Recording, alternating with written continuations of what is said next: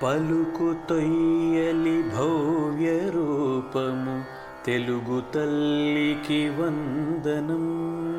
మార్గదేశీ సమ్మిళత్ బహు ప్రక్రియాభకు వందనం. సత్కవీశ్వర కల్పనారస దివ్య జలధికి వందనం. భావనా ప్రియ హృత్సరస్సు విహారి హంసికి వందనం. భావనా ప్రియ హృత్సరస్సు విహారి హంసికి వందనం. భావనా ప్రియ హృత్సరస్సు విహారి హంసికి వందనం.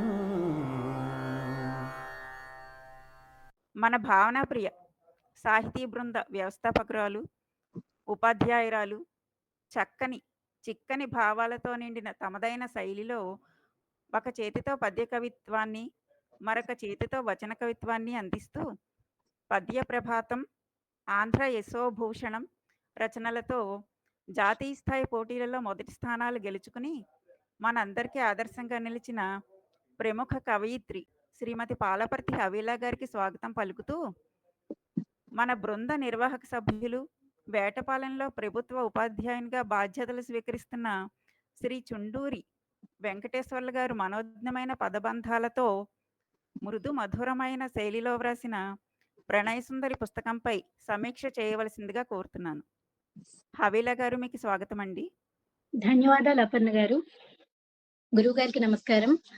గౌరవనీయులైనటువంటి నేటి మన సాహిత్య కార్యక్రమానికి విశిష్టమైనటువంటి వ్యక్తిగా విచ్చేసినటువంటి రవికుమార్ మాస్టర్ గారికి విశేషించి నమస్కారాలు తెలియజేస్తున్నాను. వారు గొప్ప విశ్లేషకులు. వచన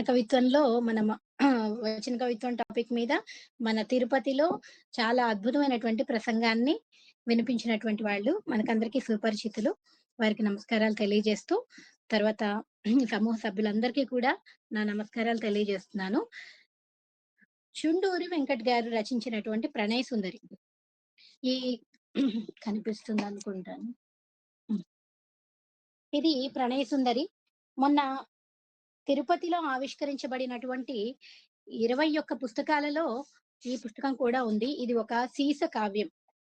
అంటే దేనికి దానికి ముక్తకాలుగా ఉన్నటువంటి పద్యాలు దీనిలో పొందుపరచబడి ఉన్నాయి. కాబట్టి కావ్యము అంటే ప్రధానంగా వరలినటువంటి ఇతివృత్తం లేదు కాబట్టి కావ్యం అనలేము. కానీ పద్యాలతో నిండి ఉన్నటువంటి ఒక ముక్తక ప్రబంధం అనుకోవచ్చు. చక్కని పద్యాలు దీనిలో పొందుపరచబడి ఉన్నాయి.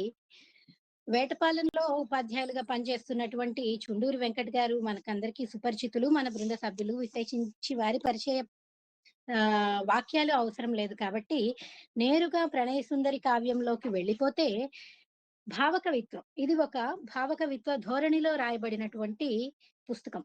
భావకవిత్వ ధోరణి ఆధునిక కవిత్వంలో ఎంతగా పెనవేసుకుని పోయి అది ఒక విభాగంగా ఏర్పడి దానికి ప్రసిద్ధమైనటువంటి కవులు కూడా దానికి సంబంధించినటువంటి చక్కని భావాలతో కూడినటువంటి ఒక ఊహా ప్రపంచాన్ని ఆవిష్కరించుకుని అందులో తమదైనటువంటి ఊహా సుందరులను ప్రతిష్టాపించుకుని రాజ్యం చేయబడినటువంటి భావ కవిత్వపు ఘట్టాలని రోజుల్ని మనం దాటుకొని ఈవలికి వచ్చాం. తర్వాత అభ్యుదయము, రకరకాల ధోరణులు వచ్చినా కానీ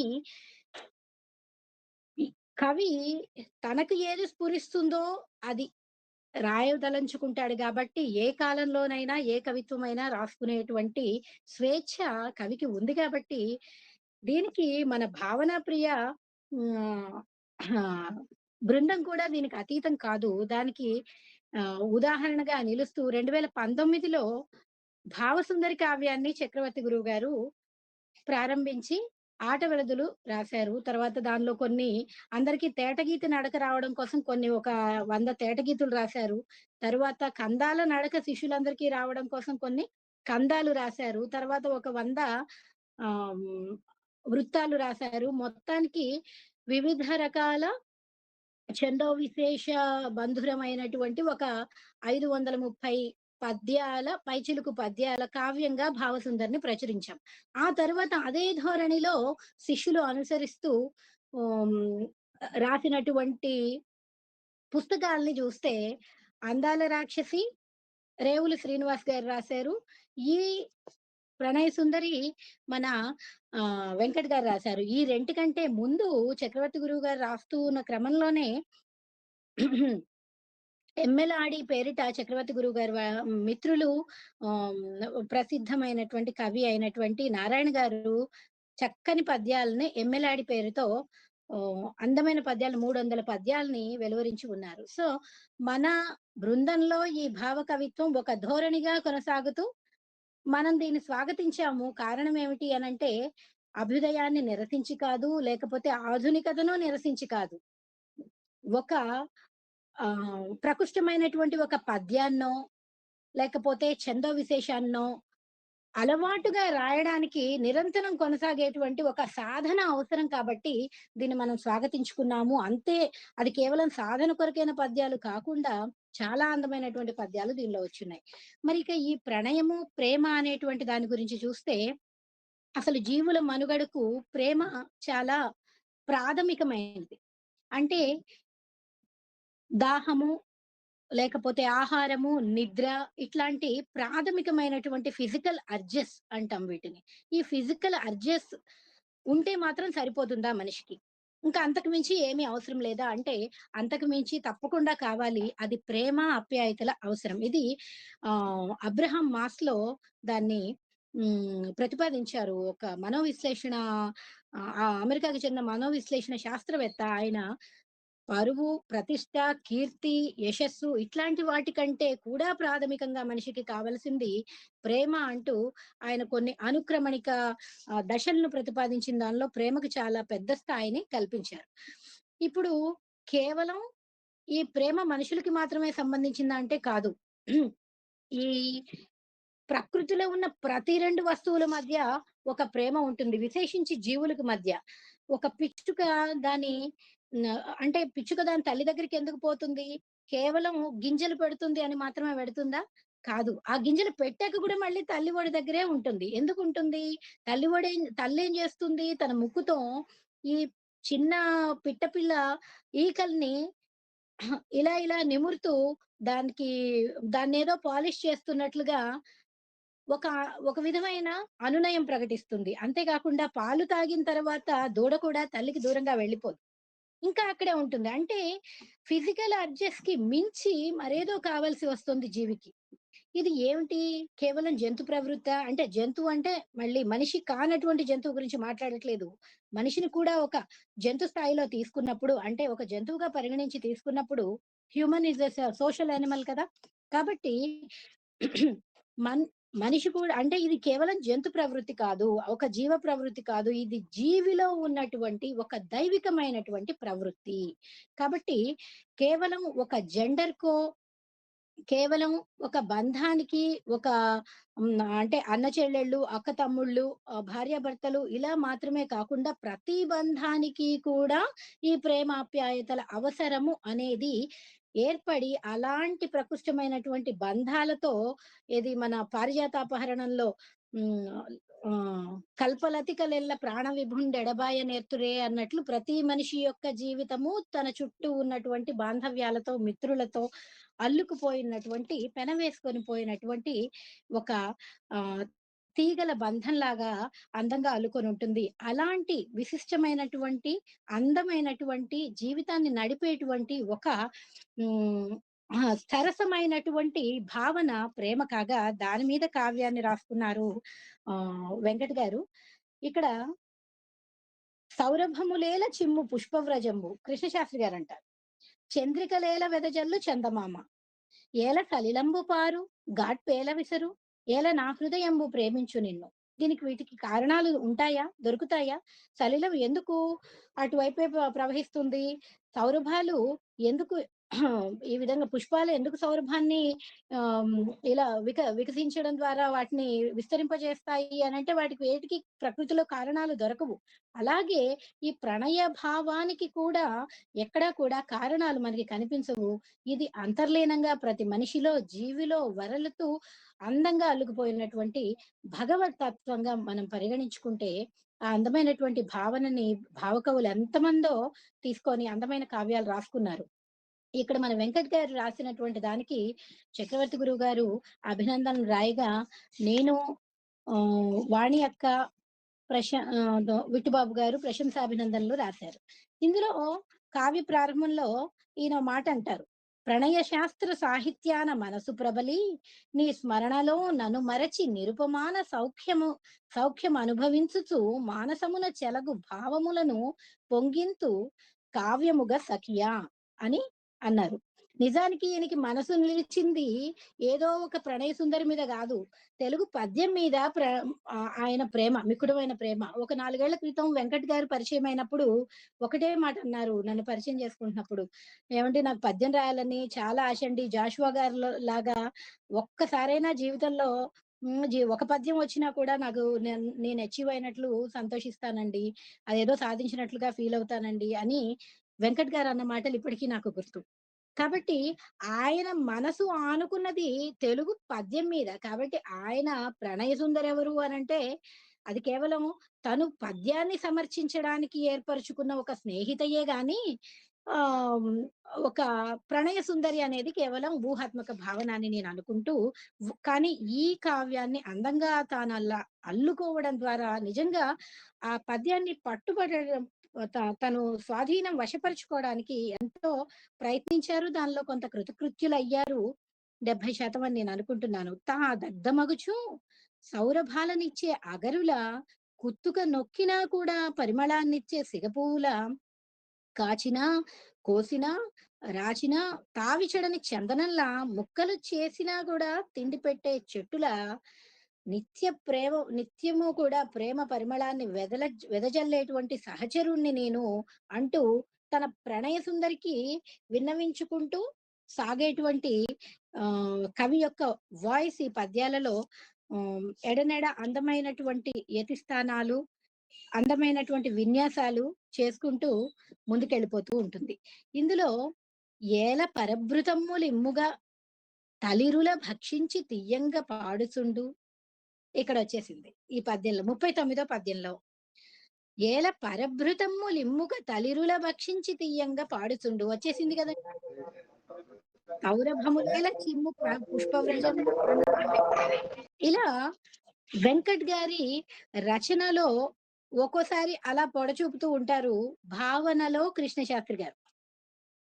ఇకపోతే చక్రవర్తి గురువు గారిని ఓ మంచి ప్రశంసా పద్యంతో మెచ్చుకుంటారు. "ఏ జిల్గు పదమున కేతళుకు నల్లనద్ద మెరయుచుండున వాని మేళవించి, ఏ వచనంబున కేనుడులు బిగియింప అందగించున వాని నతుకపరచి, ఏ రమ్య వర్ణన కే వాక్యములు గూర్ప చెలువారునో వాటి చెగ్గలించి, ఏ భావమునకు ఎంతెంత రసము నొంప వన్నెకెక్కున దాని పదిలపరచి, కవిలోక మర్మంబులెల్ల కనుల ముందు నిలిపి కావ్యరచన సేయు నియతి తెలిపి, నా భుజము తట్టి నడిపించు జ్ఞాన జ్ఞానదుడగు చక్రవర్తి దొడ్డతనమ్ము ప్రస్తుతింతు" అంటూ అంటూ జాషువా గారి శైలిలో చక్రవర్తి గురువు గారిని మెచ్చుకున్నారు. ఇది జాషువా గారు ముంతాజ్ మహల్‌లో ఈ ప్యాట్రన్ రాస్తారు. శీర్షపద్యాన్ని ఆహ్, షాజహాన్ కట్టిస్తూ తన సతీ మరణానంతరము ఎలాంటి రాళ్ళని ఎన్నుకొని, ఎలాంటి పాలరాళ్ళని ఎన్నుకొని తను కట్టిస్తాడు దాన్ని అనే దానిలో ముంతాజ్ మహల్‌లో చాలా అందమైన పద్యం. దాన్ని పోలి చెప్తారనమాట ఇక్కడ. ఒక్క క్షణము. ఎంత అందమైన పద్యమో అది. "ఏ వన్నె గల తీవ కేపచ్చ సవరింప చెలువారునో దాని చిలకజేసి, ఏ పుష్పదళమున కే పుష్పరాగంబు సరిపోవునో దాని సంఘటించి, ఏ ఏ కిసాలంబున కేకెంపు జోడింప కొమరారునో దాని కూర్పు చేసి, ఏ గులాబీ మొగ్గ కేరవ్వ పొదిగింప నందగించున దాని నతుకుబెట్టి" అంటే మరొక ఎలాంటి భావసామ్యము లేనటువంటి మరొక పద్యం రాసుకోలేక కాదు కవి. తనకి అభిమాన కవిని పోలినటువంటి ఒక రచన చేసుకోవడంలో, దాన్ని పోలినటువంటి ఒక వాక్యాలు రాసుకోవడంలో కవి సంతృష్టి చెందుతూ ఉంటాడు. దాన్ని పోలినటువంటి జాషువా గారి మీద ఉన్నటువంటి ఆయన ఆయన అనుకరణని పోలికి ఉదాహరణగా నిలిచేటువంటి పద్యం ఇక్కడ కనబడుతూ ఉంటుంది. మన వెంకట్ గారి ప్రశంసా పద్యంలో. ఇకపోతే పద్యాల్లోకి వెడితే, నేను చంద్రుని వోలె నీవు వెన్నెల వోలె బ్రతుకు గడుపగ శరదృతువగును. అన్ని సీస పద్యాలే. నేను సుమము వోలె నీవు తావి వోలె సౌరభములిడ బ్రతుకాకారమగును.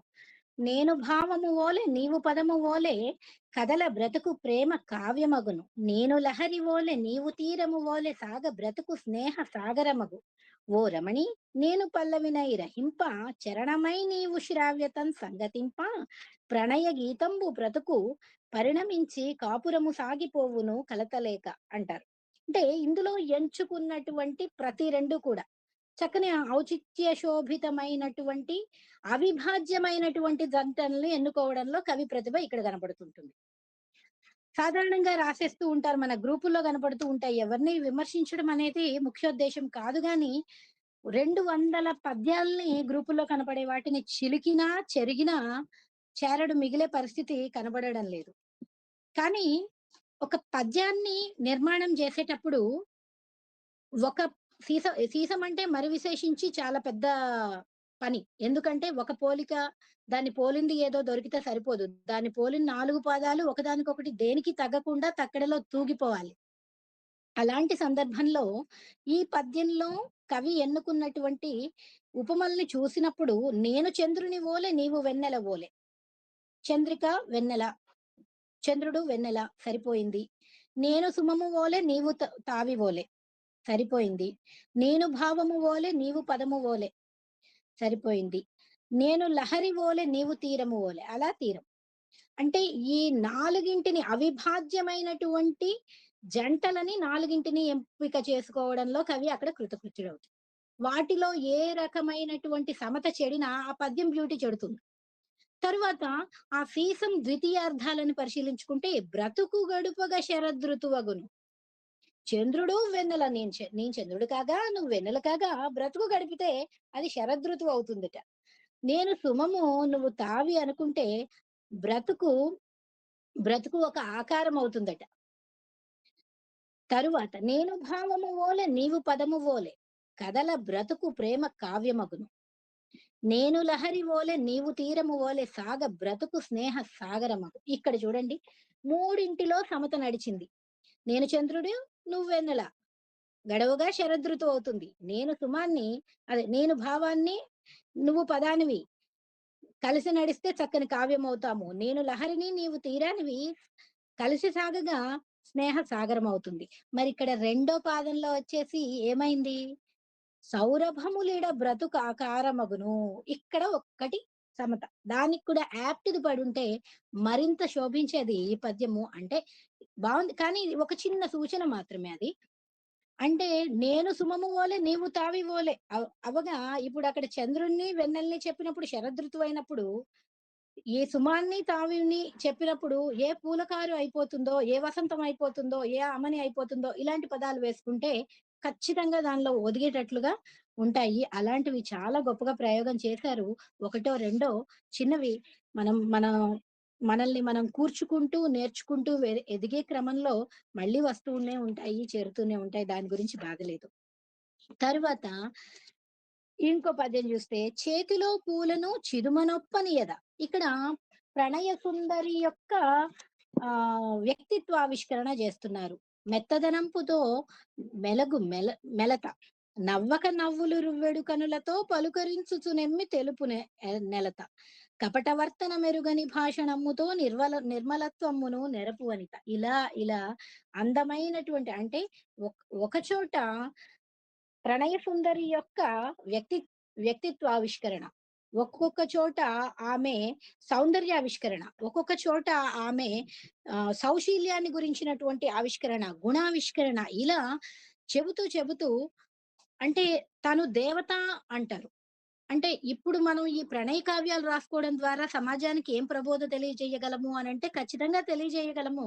అంటే ఇదే రాసుకుంటూ వెళ్ళిపోవాలి. దీని ద్వారానే సాధించబడాలి సమాజంలో మార్పని నేను అనడం లేదు కానీ, ఒక స్త్రీని, ఒక తన సుందరిని దేవత స్థానంలో అర్చించినటువంటి ఉదాత్తమైనటువంటి భావాన్ని సమాజంలోనికి ప్రస్తుత కాలంలో ప్రసరింపజేయగలిగిన కవి ఖచ్చితంగా ఒక ఉదాత్తమైన, సున్నితమైనటువంటి భావజాలాన్ని చొప్పించగలుగుతాడు సమాజంలోకి, వాళ్ళ మనసుల్లోకి. దాన్ని అనుసరించినటువంటి, ఆ సాహిత్యాన్ని చదివినటువంటి వాళ్ళలో ఖచ్చితంగా ఒక సుమభావము, ఒక అందమైనటువంటి, నాజూకైనటువంటి భావం ఆవిష్కర ఆవిష్కరణ అవుతుంది. యాసిడ్‌లు మొహాన చిమ్ముకునేటువంటి సంప్రదాయాల్లో ఇద్దరు కొట్టుకుంటుంటే మధ్యలో వెళ్తే ఉపాధ్యాయుడిని చంపే సమాజంలో మనం ఉన్నాం కాబట్టి, హృదయానికి కావాల్సినటువంటి సరైనటువంటి సున్నితత్వాన్ని అందించేటువంటి ఇలాంటి సున్నిత కావ్యాలు మరిన్ని రావాలి. ఒక్క చిన్నది చివరిగా నేను చెప్పి ముగిస్తాను. పద్యమంతా చదివే అవకాశం లేదు. కానీ ఒక సీత పద్యంలో చెబుతూ వెంకట్ గారు అంటారు, "చెవులూరగా దోరజామ పండుల తీపి కొను కీరములను తనివి నొంది" blank blank blank blank blank అలా 4 పాదాలు వరుసగా ఊహించుకోండి. దాని క్రింద వచ్చేటువంటి ఎత్తుగీతిలో ఇలా అంటారు, "నీవు నేను భ్రమరములై నింగిలోన మెలగి మునుమాపు వేళలో జలజమందు చొచ్చి సుఖలీల తేలుచు సొంపుమీర పారవశ్యమొందెదమోయి ప్రణయదేవి." ఇదొక పిలుపు.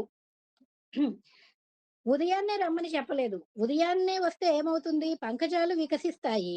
భ్రమరాలుగా ఉన్నారు. నువ్వొక భ్రమరం, నేనొక భ్రమరం. ఈ భ్రమరాలు ఎక్కడికి పోతున్నాయి? మునువాపు వేళలో జలజములో ప్రవేశించాలట. జలజం ఏమవుతుంది? కవి సమయాన్ననుసరించి సాయంత్రానికి మూసుకుంటుంది. అంటే ఇది ఒక ప్రతిభ కలిగిన కవి ఆవిష్కరించినటువంటి పిలిచినటువంటి, అందజేసినటువంటి పిలుపే గాని, నా మామూలుగా ఆలోచన లేకుండా ఏది పడితే అది గణాలలో, యతుల్లో నింపుకుంటూ వాటిని సాధిస్తూ కవిత్వం అనుకునేటువంటి కవులు ఇలాంటి భావనలు చేయలేరు. ఈ పద్యం చూస్తూ ఉంటే జాషువా గారి 'ముంతాజ్ మహల్‌లోనే' మరొక పద్యం గుర్తొస్తోంది.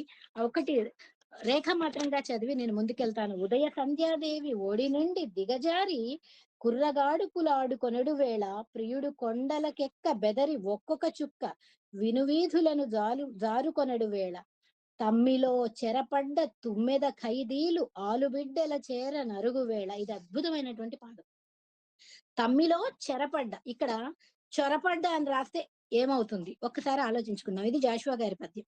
తమ్మిలో చెరపడ్డ తుమ్మెద ఖైదీలు ఆలుబిడ్డల చేర అరుగు వేళ. అంటే ఉదయ కాలంలో అని చెప్పడానికి వచ్చిన తిప్పలన్నమాట. కవిత్వం కదా, మనం చుట్టూ తిప్పి ముక్కు చూపిస్తూ ఉంటాం. కాబట్టి ఉదయ సంధ్యాదేవి ఒడి నుండి దిగజారి కన్నెగాడ్పులాడుకొనడు వేళ అంటే ఉదయాన్నే పిల్లగాలులొచ్చే వేళలో ప్రియుడు కొండలకెక్కి పడమటి కొండలకి వెళ్ళిపోగా ఒక్కొక్క చుక్క అంటే ఎవరు? ప్రియుడు చంద్రుడు కాగా ఆ ఒక్కొక్క చుక్క పడమటి కొండల్లో వినువీధుల్లో అమ్మో ప్రియుడు వెళ్ళిపోయాడు అని బేలలై ఒక్కొక్క చుక్క జారుకునే వేళలో తరువాత ఇంకొక పోలిక తమ్మిలో చెరపడ్డ. ఇక్కడ దీన్ని చొరపడ్డ అని అనుకుందాం. ఊరికి ఒక అక్షరం మారిస్తే ఏమవుతుందో చూద్దాం. తమ్మిలో చొరపడ్డ తుమ్మెద ఖైదీలు ఆలుబిడ్డల చేర నరుగు వేళ. సాయంత్రానికి వచ్చాయి. చొరపడ్డాయి అంటే ఉద్దేశపూర్వకంగా అక్కడికి వెళ్ళాయి. ఆ తుమ్మెదలు సాయంత్రం దాకా ఆహారాన్ని, పుప్పొడిని సంపాదించుకున్నాయి. ఇంటికెళ్ళి భార్య బిడ్డలకి పెట్టుకోవాలి. కానీ వెళ్ళే టైంకి దారిలో అందమైనటువంటి అలా ఒక పద్మం కనబడింది. ప్రలోభపడ్డాయి. దీనిలో మరేం దొరుకుతుందో అనుకున్నాయి. వెళ్ళి చొరపడిందనుకోండి. చొరబడటము అంటే చొరబాటు తనం. ఆ ఉద్దేశపూర్వకంగా వెళ్ళినట్లు. అంటే తనదే తప్పన్నట్లు. కానీ జాషువా గారు అక్కడ చెప్పలేదలాగా. తమ్మిలో చెరపడ్డ అంటే తెలియకపోయింది. సూర్యాస్తమయం అయిపోయేసరికి పద్మం మూసుకుపోయింది. చెరపడిపోయింది. కాబట్టి తమ్మిలో చెరపడ్డ తుమ్మెద ఖైదీలు పాపం బందీలైపోయాయి. అంటే రాత్రంతా అవేవో తెలుసుకున్నాయి. అంధకారం అయిపోయింది. ఏదో కాసేపు సౌఖ్యం అనుభవించాయి. కానీ తెల్లవారుతూ ఉంటుంటే రాత్రంతా దీనంగా భార్య బిడ్డలు గుర్తొస్తూ ఉన్నారు. అంటే ఇందులో మొత్తం ఆ రసావిష్కరణ, సమాజాన్ని గురించినటువంటి ఒక స్పృహ ఇక్కడ కవి వెలిపుచ్చారు. ఆలుబిడ్డల చేర అరుగువేళ. ఉదయాన్నే ప్రభాతమైంది, సూర్యోదయం అయింది. పద్మం విచ్చుకుంది. ఇక ఎప్పుడూ రాకూడదు. నా భార్య బిడ్డల దగ్గరికి నేను వెళ్ళిపోవాలి అంటూ ఆ చెరలో నుండి ఆలుబిడ్డల దగ్గరికి వెళ్ళే సందర్భంలో ఇలా అంటే తనకి అభిమాన కవి అయినటువంటి ఒక అనుసరణీయమైనటువంటి మహాకవి యొక్క స్ఫూర్తితో ఇలాంటి గొప్ప గొప్ప కావ్యాలే వచ్చేస్తాయి నిజంగా. అలాంటి జాషువా గారి దానికి అనుసరణీయంగాను వారిని తలంపుల్లో ఉంచుకుని రాసినటువంటి ఉత్తమమైనటువంటి సీస ప్రబంధంగాను చక్కగా ఈ ప్రణయ సుందరి నిలబెడుతుంది అని ఇంకా భవిష్యత్తులో మేలైన శైలి వెంకట్ గారు సాధించారు. అందంగా కనిపిస్తోంది. చక్కని కావ్యాన్ని అందించిన వెంకట్ గారికి, అంతే చక్కగా సమీక్ష చేసిన మీకు అభినందనలు. ధన్యవాదాలండి. పలుకు తొయ్యలి భవ్య రూపము తెలుగు తల్లికి వందనం. మార్గదేశీ సమ్మిళత్ బహు ప్రక్రియాభకు వందనం. సత్కవీశ్వర కల్పనారస దివ్య జలధికి వందనం. భావనా ప్రియ హృత్సరసు విహారి హంసికి వందనం. భావనా ప్రియ హృత్సరసు విహారి హంసికి వందనం. భావనా ప్రియ హృత్సరసు విహారి హంసికి వందనం.